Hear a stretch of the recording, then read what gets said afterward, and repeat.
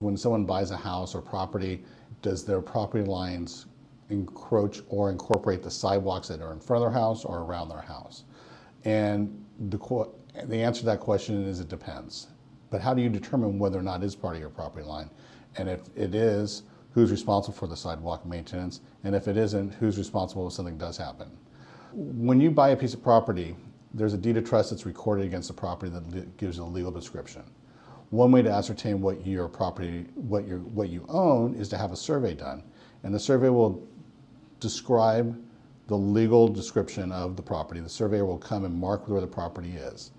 With regard to sidewalks, and that could be potentially an easement, whereby you've given up the rights to that strip of land to allow public access to go over it. So that's where you have to look at the deed of trust as well. And it's interesting when you have a sidewalk and then there's a strip of land on the other side of the sidewalk, but it's not part of the house side of the sidewalk.